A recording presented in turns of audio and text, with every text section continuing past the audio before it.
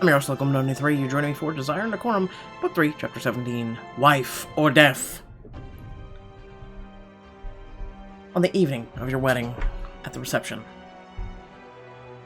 Sir Gideon's shot ripples through the ballroom and pierces Viscount Harry. Harry, no! My son! Countess Henrietta lets out a panicked shriek, immediately rushes to his side as he collapses to the ground. He cries out in agony as he clutches his leg. You and Miss Sutton quickly follow. Viscount Harry. That is a lot of blood.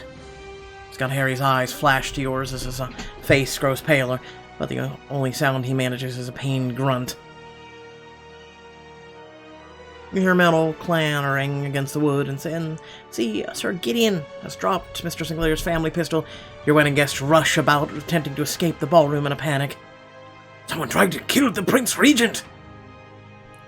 Our priority is the safety of Her Majesty and the Prince Regent. Get them to safety! That's Mr. Sinclair's gun! You point to Sir Gideon, who marches towards the Prince Regent among the commotion. It was not Mr. Sinclair. It was that man, Sir Gideon. This is what all my careful planning has come to. Sir Gideon looks around at the enclosing circle around him. He draws a sword from the sheath at his hip and lunges towards the Prince Regent. Ah! Bella, you must do something. Sir Luke's eyes meet yours, and he nods, tossing you his sword towards you. What do you go for? Sir Luke's sword. You snatch the sword out of the air. Manners, really? No, you don't. And block Sir Gideon's strike just in time. Out of my way, you insufferable girl! Mr. Sinclair pulls out his sword and rushes to your side, glaring at Sir Gideon. It is just you and us, Sir Gideon. I will not lose my son again. Take Sir Gideon down! Sir Luke, protect Viscount Harry. I will not allow him to come to further harm.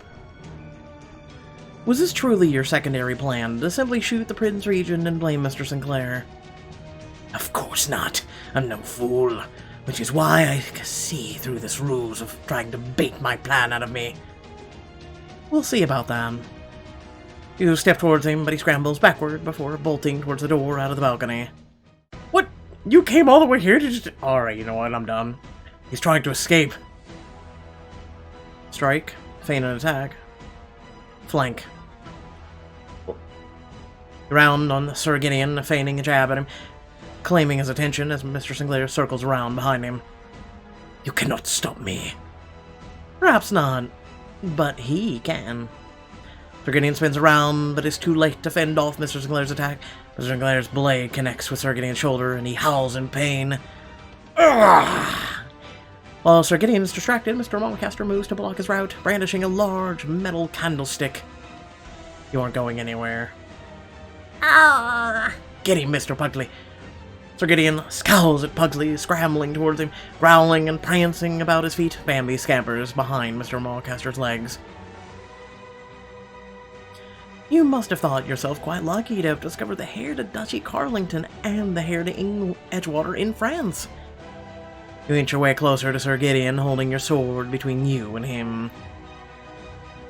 Ah, no aspect of my plan was luck. What do you imagine it was then? Divine intervention?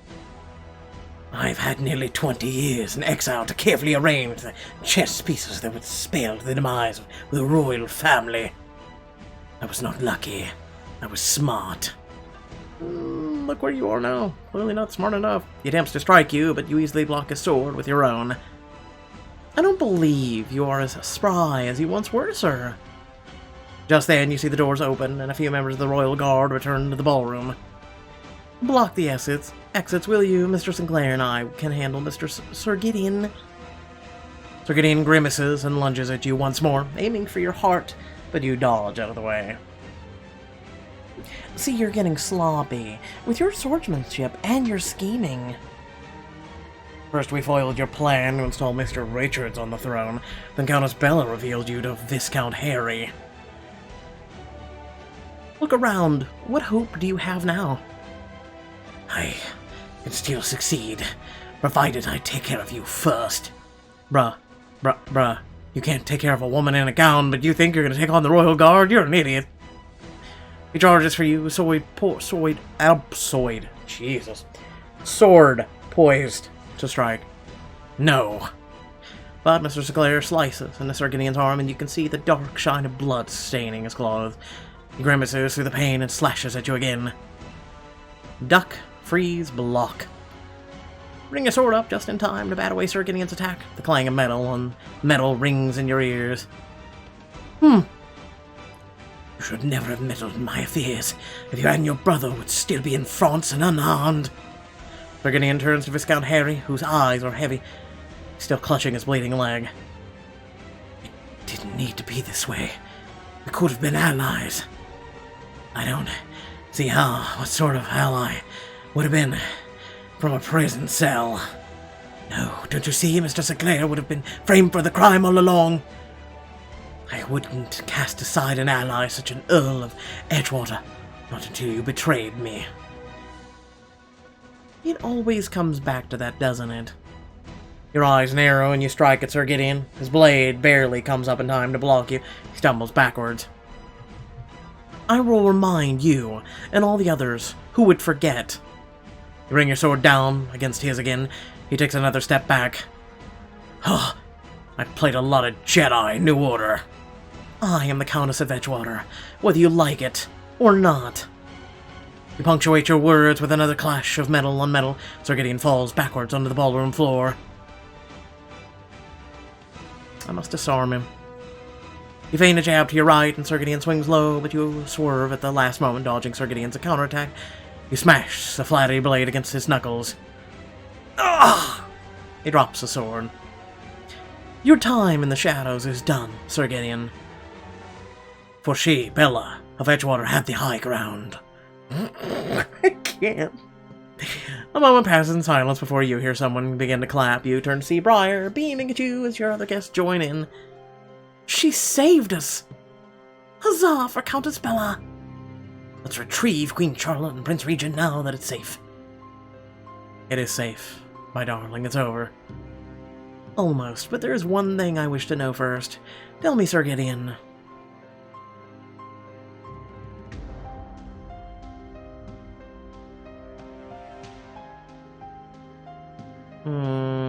Why did you do this all in the first place? Sir Gideon hesitates for a moment. He then hangs his head. Like you, I was not born to wealth and power. I wanted to rule differently.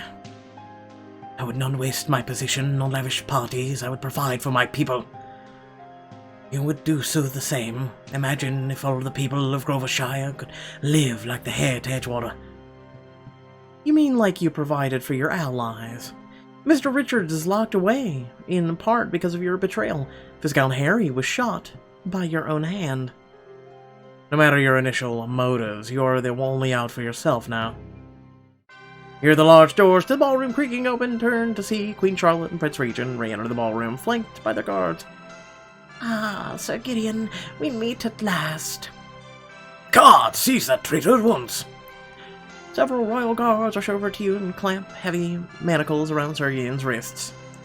You will be taken to the Tower of London at once to await your trial.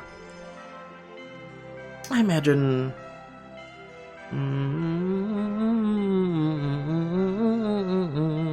Mr. Richards will have some choice words for you.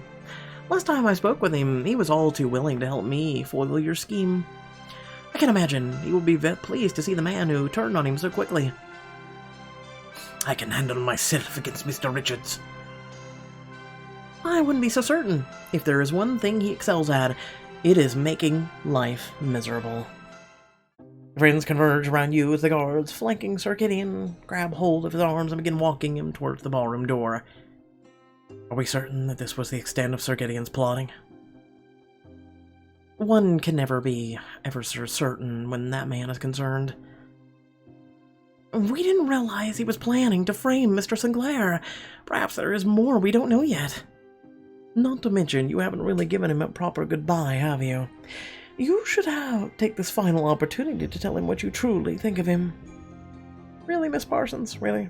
Imagine the gods would look the other way if you wish to do more than tell him. I cannot deny that the thought is appealing. If you would go, I would like to go with you. I need to know all that Sir Gideon has planned for me and for Percival. This may be your last chance at revenge. I know I'd like some choice words if I were you. Interrogate Sir Gideon with Mr. Sinclair to learn the truth about his plans and get your final revenge. I will interrogate your good sir. Why is he grinning? You all may have a point. I will ask Sir Prince Regent for a moment of Sir Gideon's time. I doubt he will deny the woman who just saved his life. Actually, Viscount Harry, who's currently bleeding out all over the floor, might, have saved his life. You and Mr. Sinclair approach the Prince Regent, who stands surrounded by 4 guards. Which, by the way, if he was shot in the leg, how tall is the Prince Regent? 4 foot? Maybe less? Holy Mother of God. Pixelberry didn't think this one out, did they? Pardon me, Your Royal Highness, but might I have a moment here to speak with Sir Gideon before he's taken away? We realize we have some unfinished business with the man. I suppose it'll be all right. I will have the captain of my guard accompany you to relay any information gained. Of course, thank you. They will meet you out on the balcony. I do not wish to witness anything unsavory. Ooh, can I torture him? Ooh, can I pull his fingernails out? You know what? No. Shh. A few moments later, you and Mr. Sinclair stand on the balcony before kneeling Sir Gideon. His hands are still bound, and he's flanked by 2 members of the Royal Guard. You again. What more could you possibly want from me after all that you've taken? I only want to rend some information out of you. Comprehend the genius of your plan. He's not Mr. Richards. Rend. Draw back your fist, and Sir Gideon shrinks away, holding his manacled hands out to shield himself. But the violence is unnecessary. I would tell you whatever you wish to know. You did best me after all. How unfortunate. I was rather hoping you would require further persuasion. Let us see how forthcoming he is, Mr. Sinclair. Tell me, what originally made you wish to be king? What did you initially plan for Viscount Harry? How long are you planning to have my brother kill the Prince Regent? No, initial plan. My discovery that the heir of Edgewater arrived in France was a pleasant surprise. But how did you even discover his identity? He was thought to be dead. It pays to have contacts within the military, and there are all manners of unsavory sorts in its ranks. Bribery. That figures. I resolved to befriend Viscount Harry, as I knew he would be the valuable ally in the future. At the time, I only anticipated that he would support me when the time came for my coup, until you entered the picture. Ah, so I was the thorn in your side from the beginning. Quite so. Your brother became a convenient contingency, a reserve in case you proved troublesome. It was only then, once I realized you were swaying him against me, that I was forced to resort to other means of persuasion. Right. So I'm sure you felt very forced. Tell me. Oh, you can ask all 3, okay. What orders you made you wish to be king? I never wished to be king. In fact, when I was rash, newly appointed knight, I wished to destroy the monarchy. Destroy the monarchy? And replace it with what? Something that wouldn't punish the poor and downtrodden, like my parents. It's the reason I participated in the riot that got me exiled. You were exiled for a riot? I assumed you knew. I was called a traitor for merely protesting against the crown. I was only trying to stop a measure that would leave my mother without a home. They called me a traitor for that, so I resolved to show them what real treason looks like. So, this was all a plot of revenge? No, it was much more than that. I saw that the only king could have sort of power I needed. I knew I could never hold the position myself, but I could still wield the power.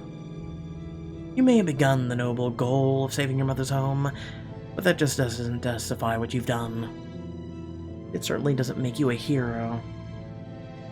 I believe history will be the judge of that. Yeah, but typically those who win in history are the ones who write it.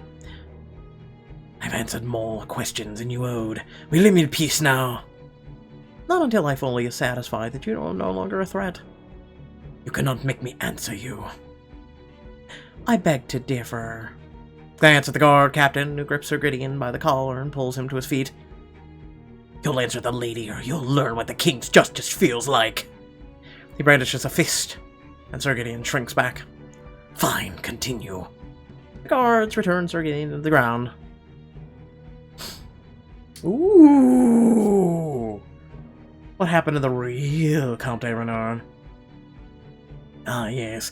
Percival's little Percival's true family. I convinced him of my plans, but he wouldn't have none of it.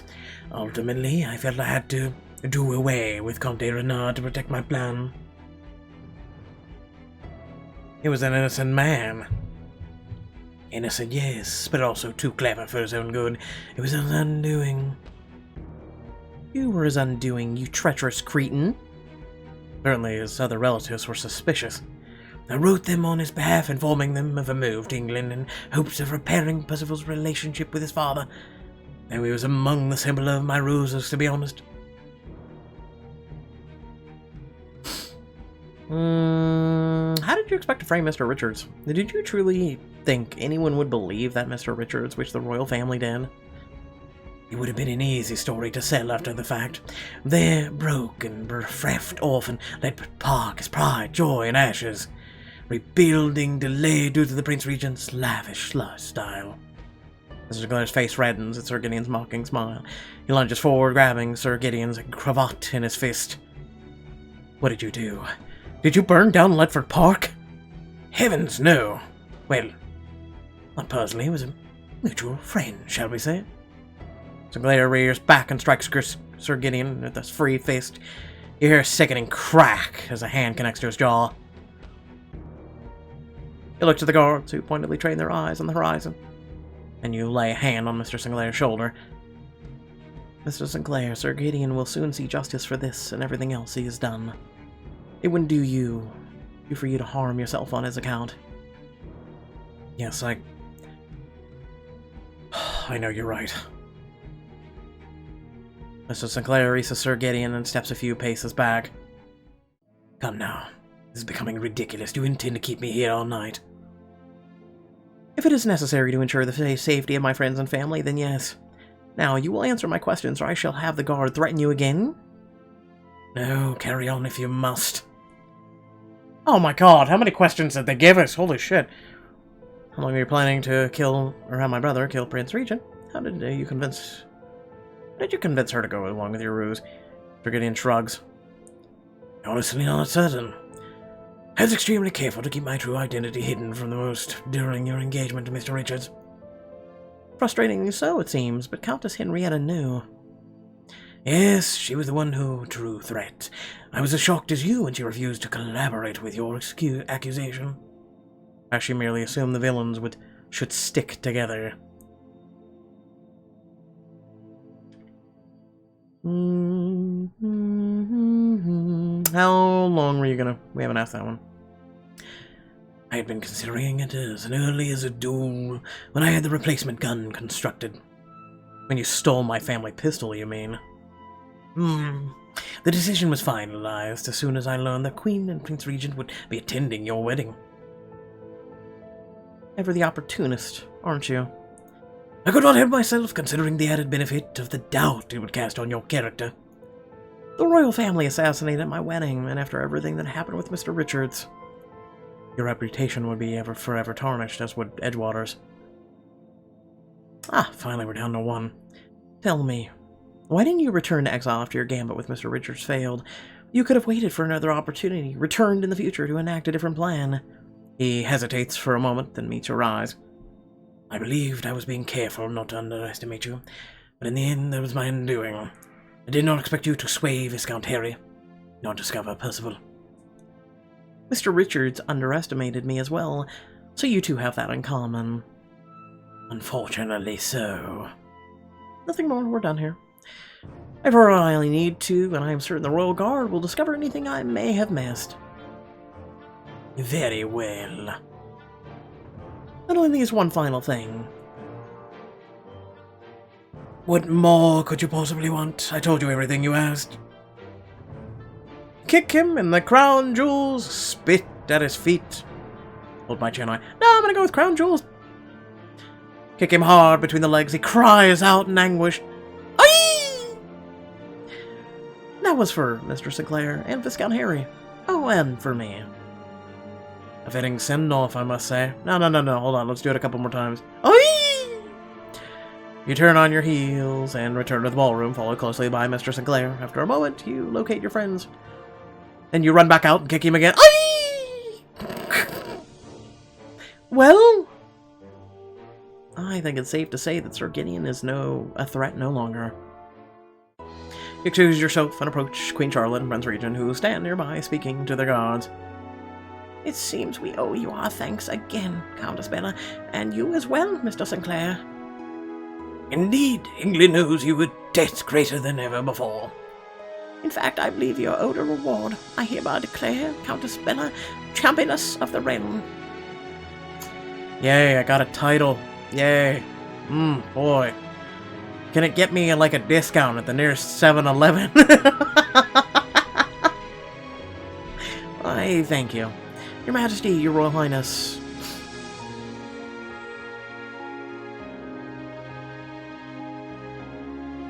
You have my brother to thank as much as us.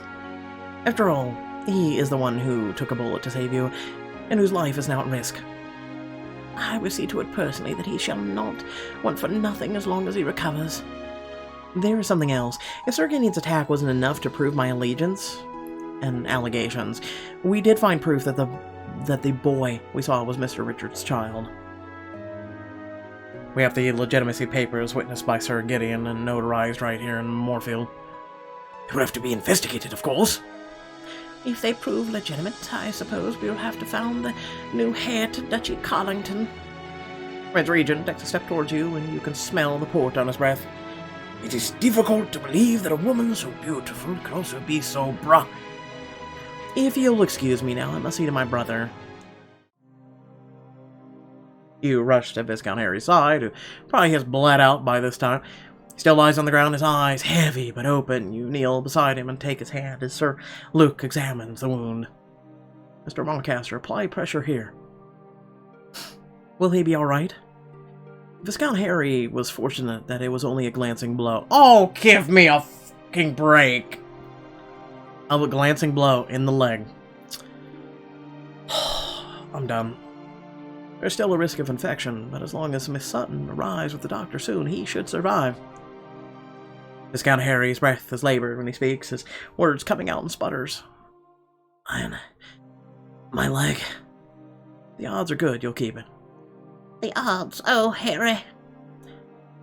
Viscount Harry, you reap what you sow.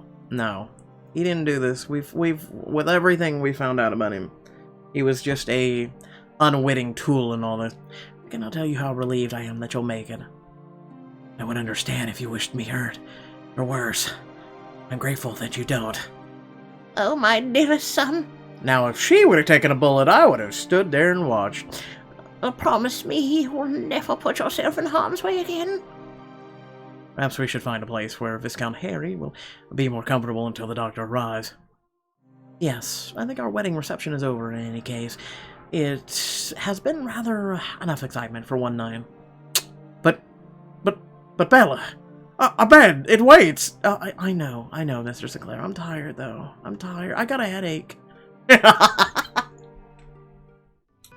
Also, I think I started my...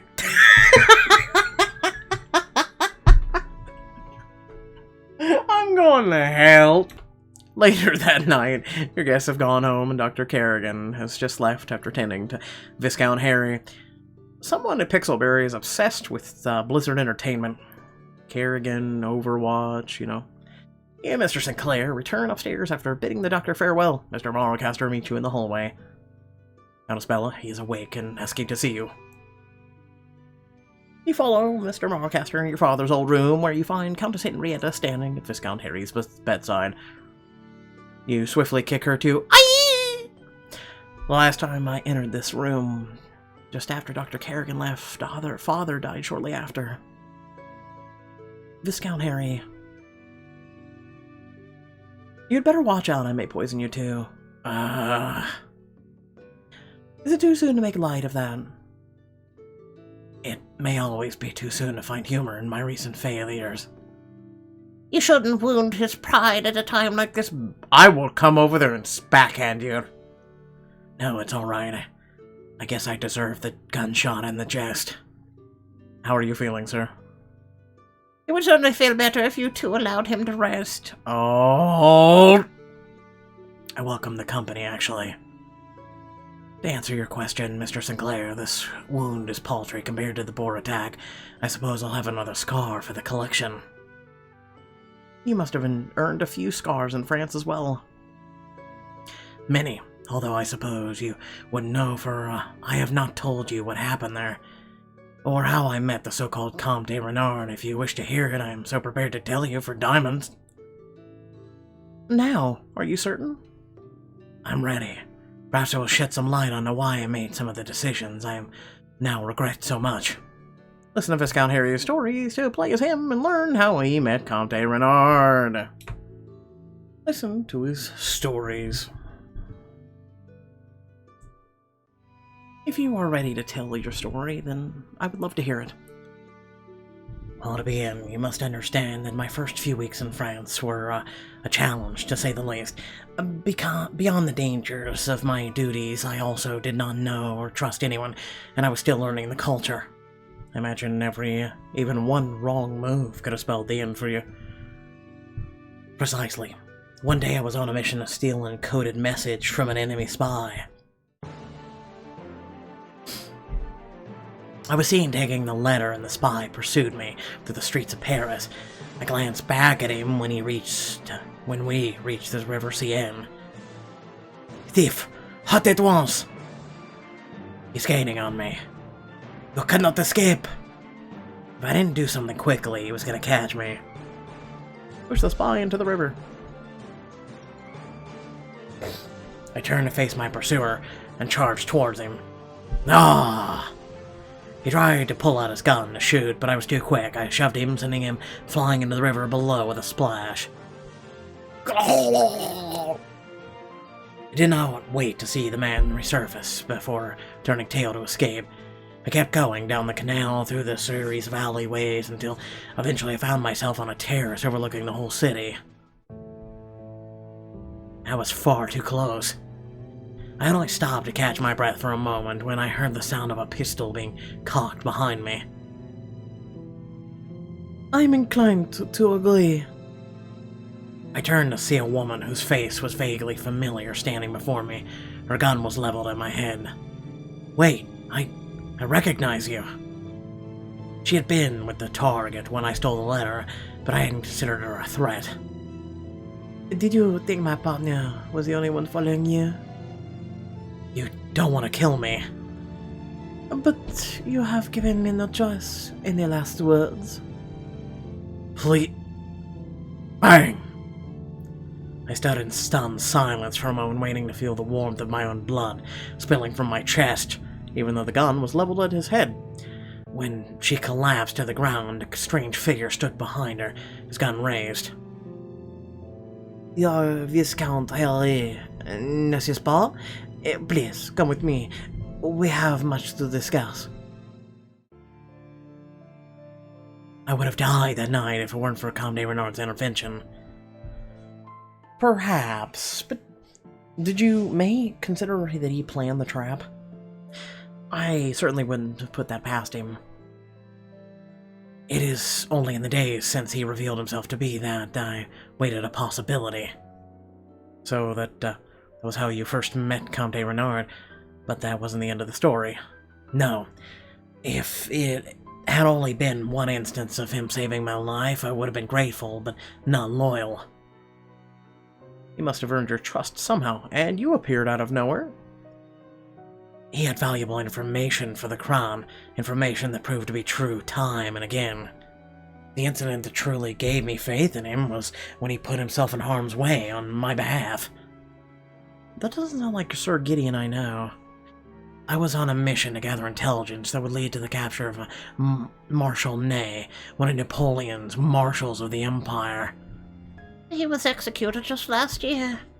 Yes, Comte de Renard personally introduced me to the man called Colonel de Rosier, who had close ties to the Marshal. Colonel de Rosier. I'm going to leave this one, but I want you all to think about that name. I recall we met at Versailles. We arrived, and the man greeted Comte de Renard with a code phrase. Can you see your reflection, my lord? And the portrait beside it. I'm pleased you could be here, Comte de Renard. Is this the ally you speak of?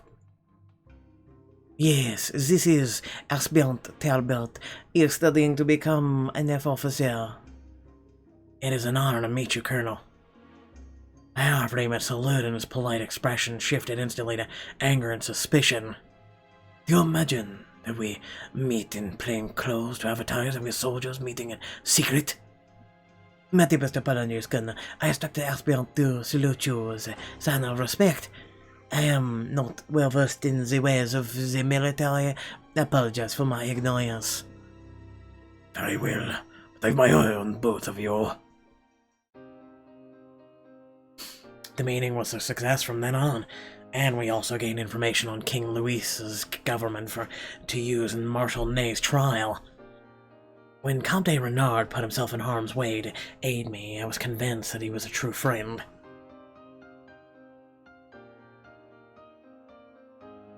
Did you never wonder why the Frenchman was so helpful to you? You were an English spy. I wondered at first, but Comte de Renard said he was loyal to King Louis, and that aiding Britain against Napoleon was in his interest. We were only allies at first, but our friendship came about later on. Viscount Harry deserves no more scrutiny than anyone else falling for this man's manipulations. It's called questioning, woman. Shut up. Perhaps that's so, but some of us were never taken in by his lies. From that night on, Comte de Renard had my full trust. I suppose he was only waiting for the right moment to capitalize on it when he heard my father had died. So, you heard the news from Comte de Renard? I received an encoded letter a few weeks after it happened. Comte de Renard claimed to be at Cordonia at the time. Of course, he couldn't reveal that he was in England, or it would risk his plans. I have the letter. Look in my top dressed drawer. Move to the desk and shuffle a few papers around until you find a letter written in a familiar hand. You unfold it and begin reading. My dear friend, it brings me no joy to reveal that the tragedy has befallen Edgewater Estate. I just received word that your father has died on the hands of a murderess, claiming to be your long-lost sister, a Miss Bella Hartford. She convinced the Earl to name her heiress to Edgewater before she killed him, robbing your brother of the inheritance you left behind. Only the Earl's legitimate son could hope to right this wrong, reclaim his birthright, and bring his father's murderer to justice. Regretfully yours, Comte de Renard. May the 6th... Sir Gideon was in England at the time, conspiring with Mr. Richards. Is there a single thing he was truthful about? I really ought to burn that letter for all it represents. Sir, why should you, have to leave to forget your mistakes? It would be good to allow yourself a fresh start. You need not be ashamed. Sir Gideon fooled everyone. Sir Gideon is master manipulator, and he had been planning this for years. It's nothing to feel bad about. That is kind of, an appraisal, but you saw right through his guise. Anyone comparing themselves to Countess Bella is bound to find the contrast unflattering. You listened to Viscount Harry's stories of his time as a spy in France. I'm glad to know the full story at last. That was the full story? That was a weak-ass fucking story. Countess Bella, I am ever so grateful for the assistance you offered in escaping Sir Gideon's grasp. I regret being taken in by that man's lies, standing against you. Perhaps you should have thought of that before you accused me of a murder. We can all put it back in the past and just be family. I hope it can all be water under the bridge. We both need all the remaining family we have. It is hard to argue with that. Viscount Harry offers you a relieved smile. I would like that very much. The you would be so generous to me after I was so awful to you. It speaks well of your character. Even though he did not raise you, I see Father's spirit in you. You mended your relationship with Viscount Harry, BFD. That is high compliment as I have ever received. Perhaps it's best to let Viscount Harry rest again. Besides, I'm sure you wish to return to your nuptial celebrations. Hey, Mr. Marlcaster. Don't be like Henrietta. Now that I've seen to Viscount Harry's well-being, yes. Good night, then. Wait a moment, my lady.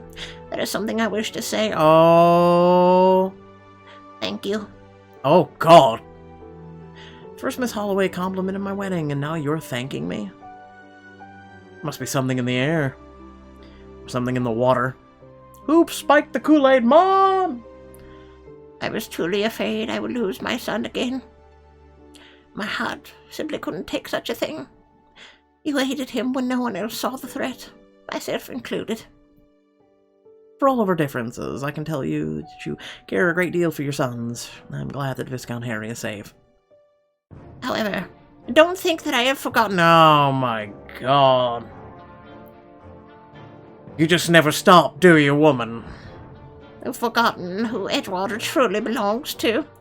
If you think I will cease fighting you on that because of how it happened today, you are Mother, Countess Bella has thwarted you numerous times. Won't you give it a rest? Is it too much to ask for a single day without plotting? Besides, neither of us wishes to run Edgewater. Countess Henrietta...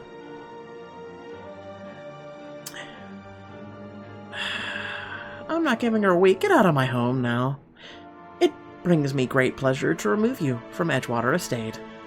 I have put up with your nonsense for far too long, but this is the final straw. But you can't. She very well can. If necessary, I will have the authorities see to your removal. Harry, tell her she cannot do this. Sorry, Mother, but I cannot do that. You are my mother, and I love you, but you crossed a line. Harry and I will assist you in finding other lodgings. Edmund, would you defend me? Not when you're a scumbag, no. I'm sorry, Mother. I have no say in the matters concerning how Edgewater's run. Hi. This is simply... She turns, cheeks puffed and ruddy, storms out of the room. I'll go, try to make sure she sees reason. He quickly follows as you and Mr. Sinclair turn back to Viscount Harry. Perhaps now you can have some peace and quiet. We'll see ourselves out. You and Mr. Sinclair return to the hallway and start walking towards the stairs. When you hear footsteps behind you, you glance over your shoulder. Just have to be stealthy, like a kitten. This is where you keep facing the wall and go, Miss Sutton, I hear you. I have a gun pointed at you that you don't see concealed in this dress. You have 5 seconds to claim what you're saying or doing before I shoot you in the head. And see Miss Sutton attempting to sneak down the hall behind you. She bumps into a vase and barely catches it before it crashes to the floor. Fiddlesticks! She quickly rights the vase and then runs the rest of the way to Viscount Harry's room, slipping inside and nearly slamming the door behind her. Do you think we should go back? I think Viscount Harry is in good hands, or, well, at least well-meaning hands, with Miss Sutton. I think... Countess Henrietta will simply die of shock when she finds out. If being forced out of Edgewater isn't enough, her second son being engaged to Miss Sutton will surely upend her nerves. Oh, if them being in a relationship causes her distress, I can't help but be in favor of it. You both chuckle as you continue down the hall. Bella, do you realize we are finally alone?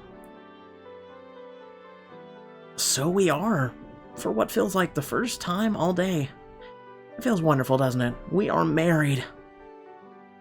Wish to savor it for a while. Will you walk the grounds with me? A nighttime stroll with my husband sounds impossible to resist. You loop your arm through Mr. Sinclair's and he leads you outside. We've come a long way together, haven't we? And yet I recall the day we met as though it were yesterday. Bella, allow me to introduce Mr. Ernest Sinclair, master of nearby Ledford Park. Mr. Sinclair, may I present Miss Bella Hartford, my granddaughter? Ah, yes, you must be the Earl of Edgewater's natural daughter. He mentioned you would arrive soon. You were quite the charmer, weren't you? It was not my finest moment, okay? Oh, it also may have been the moment we were introduced, but it wasn't our first meeting. You nearly ran me down with your horse, if you recall. I was hoping you would not recall. I suppose I must have done something right along the way for you to forgive me. You have done many things right, Ernest. I will never forget the words you spoke to me at Duke's Ball in London. In all my years upon this earth, I have yet to find someone as quick-witted, headstrong, charming, and breathtaking as you. Someone who challenges me, someone I respect. My heart is now and forevermore yours. And then you proposed to me for the first time. And you said yes. I will always say yes to you. What of the duel with Mr. Richards? The moment you placed your life in danger to protect me stands out in my mind. Please tell me this is the finale. We're just going over this for sentimental reason. Shall we have a fair fight, Your Grace? Upon my honor, as if I would have it any other way. Uh-huh. On my mark, our combatants will take 10 paces, turn, and fire the first shot. Mr. Clare, Duke Richards, take a step on each count in the opposite direction. You grip Briar's arm, a shot echoes through the clearing. You wait for the smoke to settle, not daring to take a breath. Mr. Clare smiles as you turn to the lush Edgewater Gardens. The perfume of the roses floats on the cool evening air. You were ever so persistent, even when I was rather closed off, shall we say. Luckily, your wit and strength of the spirit won me over in the end. It wasn't long before I was kneeling before you in a hedge maze. Oh, God help me. Although these past few months have been demanding with the plotting and the Duke, I would face 100, nay, 1,000, a million, a billion Duke Richards if that was what it took for you to be by my side. Mr. Clare slides off the bench and sinks down on one knee. He flourishes a rose and holds it out to you. My love, my sweet, my darling, my Bella, will you marry me? These memories with you, Ernest, I will treasure them forever. For they are only the beginning. Our life together has only just begun. These memories are the foundation of which we will build our future. A future filled with even more exciting surprising events for us to discover together. Yes, we will see Ledford Park rebuilt and create our own legacies to pass down to the children and theirs. Don't worry, next year, Pixelberry's gonna do a Desire Decorum holiday book. Oh, I cannot wait to experience it all by your side. Mr. Clare stops and walking and turns to face you. He leans towards you until your faces are mere inches apart. As much as I enjoy revisiting the past with you, Bella, I'm afraid my mind has begun to wander elsewhere. Yes, I'm finding mine wandering as well. Your eyes flutter shut as you close the distance between you and Mr. Sinclair. Your lips meet, his touch like a warm refuge to a chilly night air, but he quickly pulls away, a teasing smile dancing on his features. You will have to wait until just a bit longer for more of that, for I have one last surprise for you today. Come. I'm tired of surprises. Mr. Clare lifts you into his arms, and you giggle as you wrap your hands around his neck. Ernest carries you over the threshold and into the manor. And up the stairs. And finally into your bedroom, where he returns you to your feet. Here we are, my lady, at long last. What, you couldn't put her on the bed, too? You pull Mr. Sinclair in for a long, lingering kiss, and when you open your eyes, you see Mr. Sinclair gazing at your large plush bed next to you with a smirk on his face. Were I a gambling woman, I'd say you'd have something quite particular on your mind. Sleep. I'd like to sleep. Thanks. It's 2 a.m. Let's go to... I think you'd find your bets well placed. With a smirk, you grab Mr. Sinclair's hand and try to pull him over to the bed, but he doesn't budge. On the contrary, it seems I've misplaced them.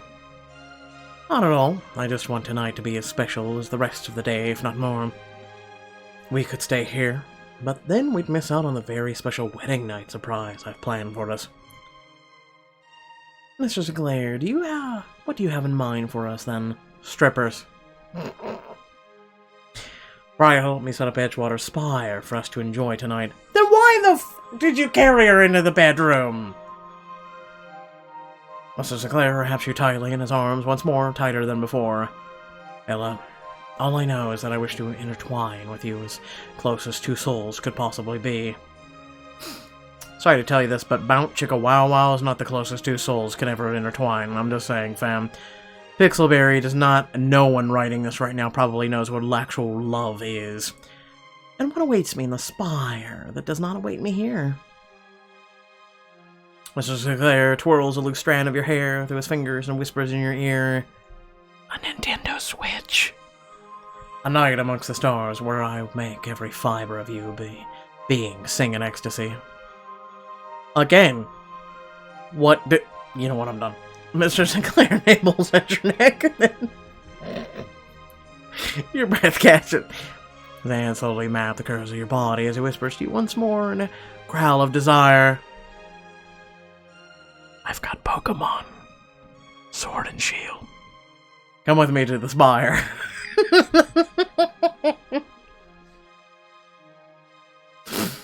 This is your only chance to experience and extend the entire wedding night with Mr. Sinclair.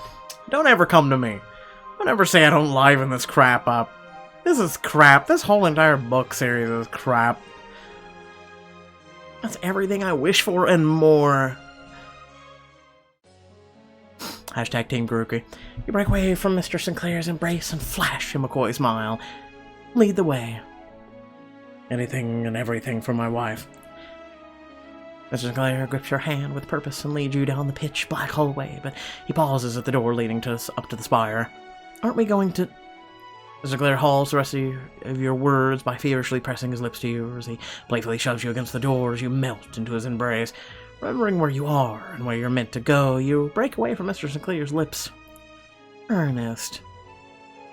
Eager, I take it. Could you not wait until we reach the top of the spire? Kisses your cheek, your forehead, your ear, then nibbles at your neck.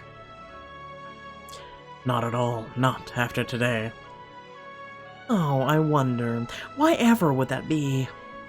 Today you are more radiant than ever before. Mr. Sinclair smirks at you, then wraps his fingers around yours and leads you up to the stairs to the Edgewater Tower.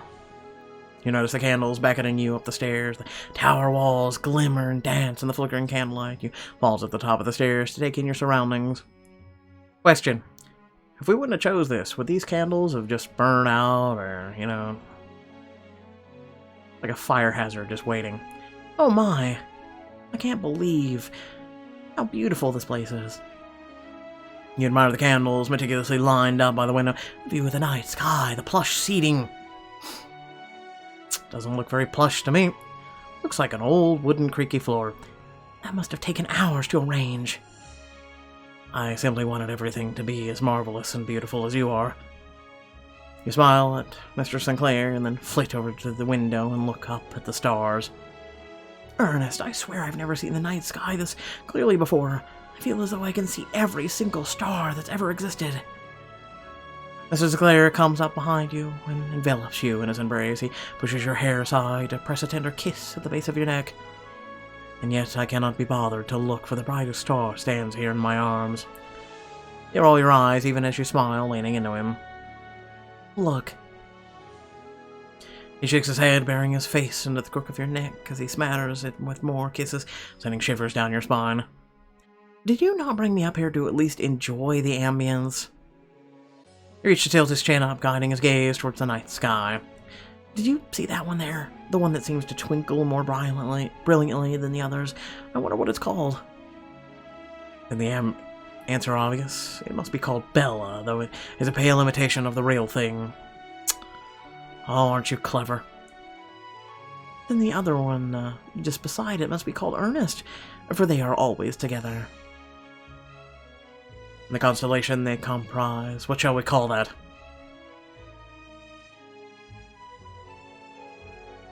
Why not just go with it? Sinclair, a fitting name for a pair of stars. Bella and Ernest united forever within Sinclair. It makes a rather romantic story. I should have named it Eclair.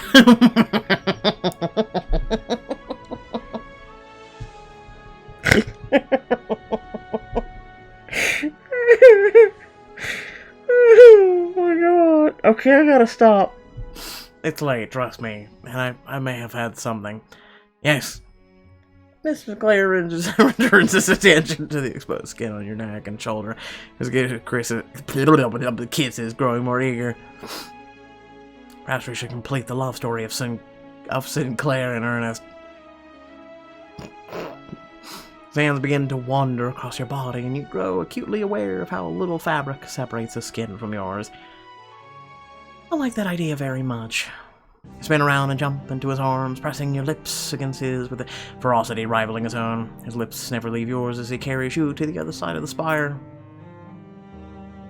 He lays you gently across the plush bench, and his lips wander down your body.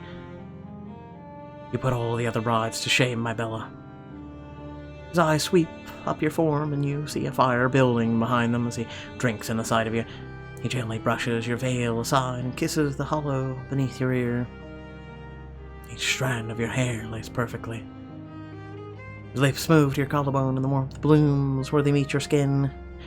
His jewels fit for a queen, but never more fitting than you are.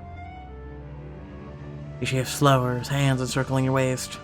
A dress and tiara, each unparalleled quality and luster, and yet still outshine by the brilliance of your smile.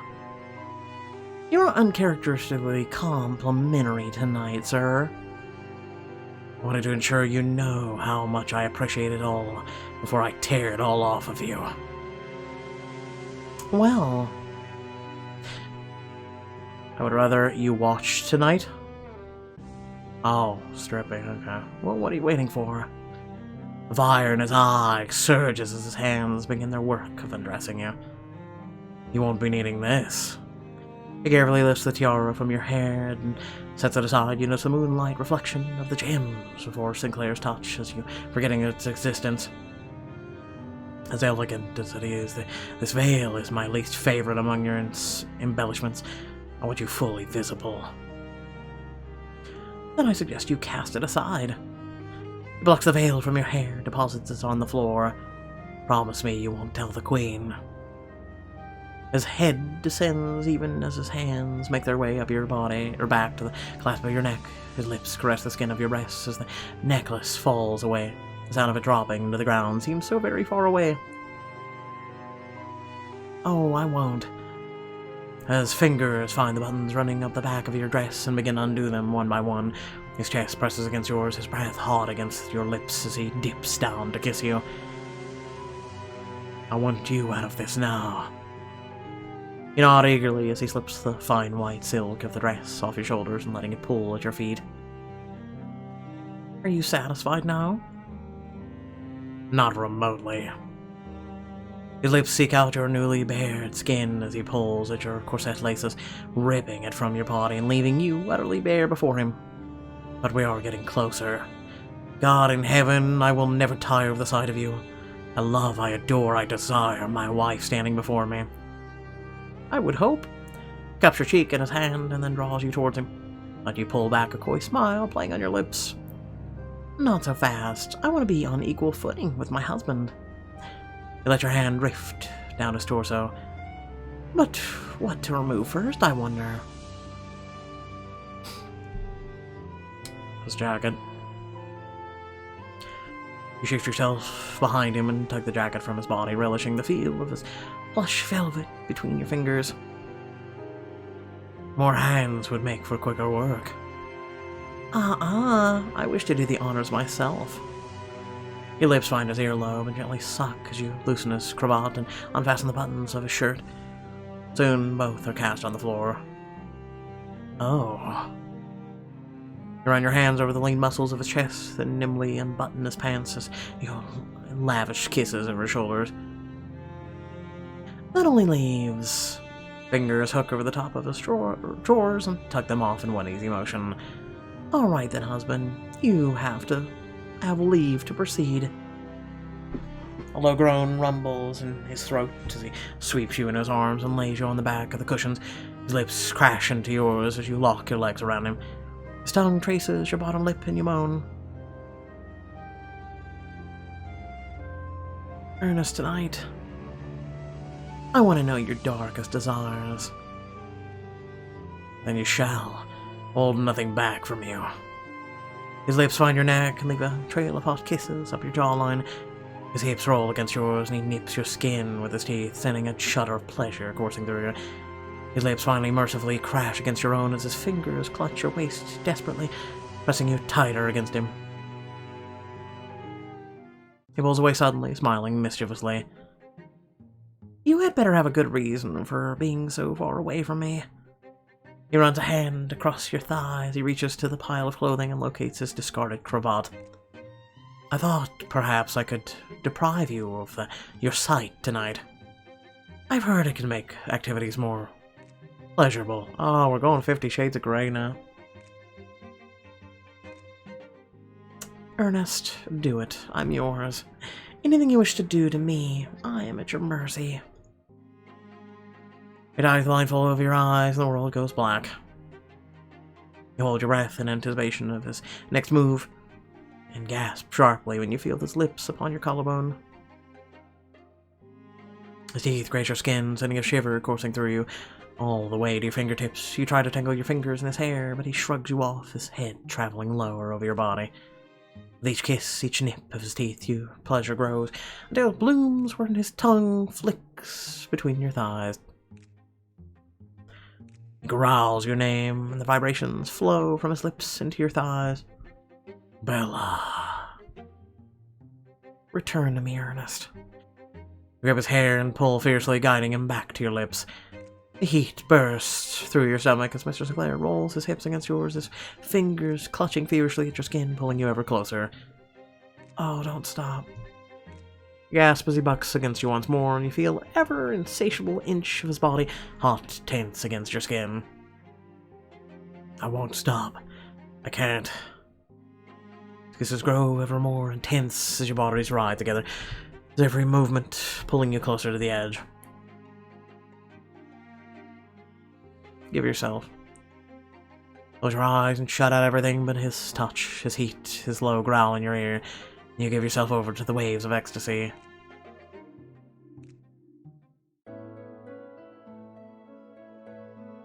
While later you lay wrapped up in his arms, draped in the full, thick fur blanket. How do you feel, my dove? Like I could do that again and again. Well, we have each night for the rest of our lives to reenact it. But truly, how do you feel after all that's happened today? I feel like everything is perfect in the world, the same woman I've always been. Perfect in the world. Nuzzle your head against his bare chest, you wrap his arms, and you wrapped in his arms and he in yours. We were made for each other. All the trials and tribulations we endured to get here were worth it. Yes, I would endure them all tenfold if it was required to have this moment with you. His eyes find Sinclair in the sky above. I find it comforting to think that the stars, Bella and Ernest, will be by each other's side forevermore. But just as you and I will be. You are the star that guides my way. Wherever you lead, I will follow. All the other stars could blink, go out of existence, but you will never allow me to be cast into darkness. You feel your eyes growing heavy and sink into Mr. Sinclair as you allow his low, steady voice to lull you. You are the light of my life, the everlasting love I never thought I would find. Tell me what you love about me. I could go on for the entire night, if not beyond. Then you ought to get started. Well, I love your mind. Kisses the top of your head. Your nose and lips. Kisses each in turn. Your unrivaled wit. and continues as your eyelids grow heavier and heavier until finally you fall into a deep, restful slumber. Oh god, it's not over yet? Really? You finally found your happily ever after, but what fate awaits you and Mr. Sinclair in your first year of marriage? Oh, mother of God, help! This shit's not over yet. Oh god.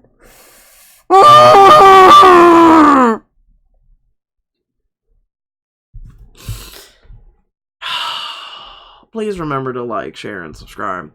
Head down the description below, links to social media, Discord, and if you'd like to support me and my content. Oh my god. How is this book not over yet?